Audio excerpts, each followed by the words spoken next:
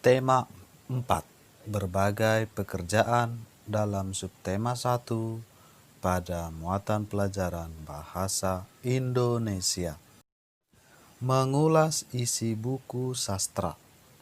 Sebuah buku sastra biasanya berisi satu atau beberapa cerita. Mengulas isi buku sastra berarti menjelaskan satu persatu hal yang dibahas di dalam buku. Mengulas isi buku sastra berarti menjelaskan satu persatu hal yang dibahas di dalam buku. Mengulas isi buku juga berarti menilai atau memberi pendapat terhadap buku yang sudah dibaca. Hasil dari mengulas isi buku disebut ulasan. Berikut beberapa hal yang dapat diulas dari sebuah buku sastra. 1. Data buku, yaitu bisa berupa judul, penulis, penerbit, jumlah halaman, dan tahun buku diterbitkan. 2. Inti cerita yang terdapat di dalam buku.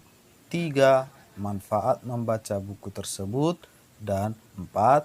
Kelebihan dan kekurangan dari buku. Buatlah ulasan dari dongeng berikut. Pada zaman dahulu, di kerajaan Daha, ada seorang raja bernama Kertamarta. Sang raja mempunyai 2 orang putri bernama Dewi Galuh Ajeng dan Chandra Kirana. Kedua putri ini mempunyai sifat yang bertolak belakang satu sama lain.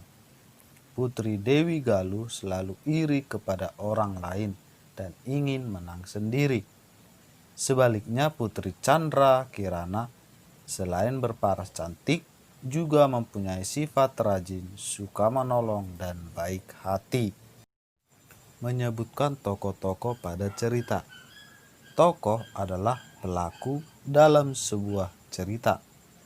Tokoh dalam sebuah cerita bisa manusia, hewan, ataupun tumbuhan. Berdasarkan perannya, tokoh dalam cerita dibedakan menjadi tokoh utama dan tokoh pembantu. Tokoh utama selalu hadir dalam setiap peristiwa dan menjadi penentu tema cerita. Sedangkan tokoh pembantu berperan untuk mendukung peran tokoh utama. Bacalah cuplikan cerita berikut. Lili si kelinci putih. Di hutan hiduplah seekor kelinci putih bernama Lili. Pada suatu hari, ketika sedang mencari makan, Lili terjerat perangkap pemburu. Belalang yang melihatnya ingin membantu, tapi tubuhnya terlalu kecil. Ia pun segera meminta bantuan hewan lain. Ia bertemu monyet yang sedang memanjat pohon dan meminta bantuannya. Monyet segera melepaskan Lili dari perangkap. Lili berjanji tidak akan ceroboh lagi saat mencari makan. Berdasarkan cerita tersebut, jawablah pertanyaan-pertanyaan berikut. Siapa saja tokoh yang ada pada cerita Lili si kelinci putih? 2. Siapa tokoh utama pada cerita tersebut? 3. Siapa saja tokoh pembantu dalam cerita tersebut? 4. Bagaimana sifat Lili pada cerita tersebut? Jangan lupa ini dikerjakan di buku latihan tematik. Ya. Memberikan pendapat terhadap perilaku tokoh dari cerita yang dibaca.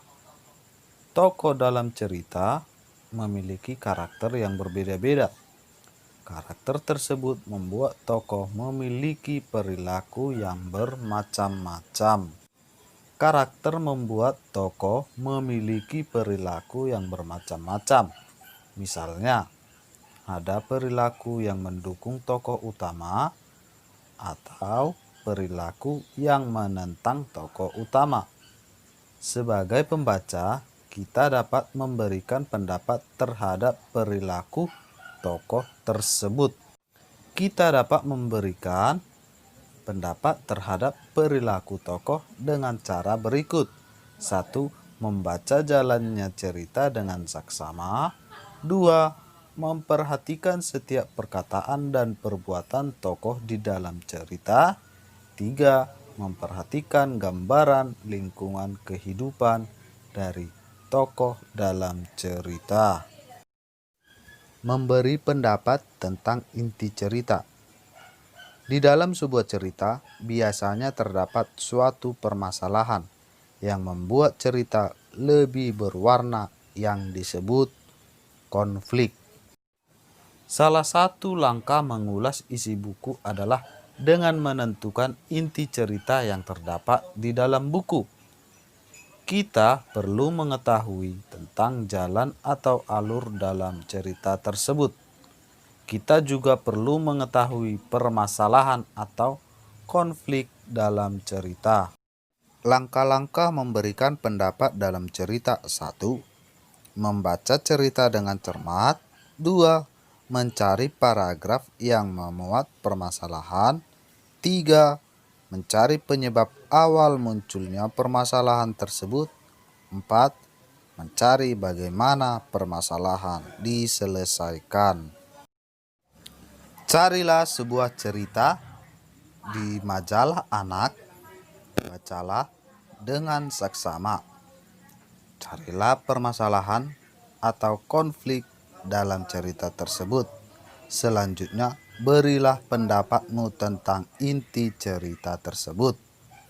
Oke, ini tugas kita yang nomor 2 ya anakku ya. Dikerjakan di buku latihan atau buku tugas tematik. Terima kasih. Oke, baik anak bapak, kita tadi sudah menyaksikan bersama video pembelajarannya.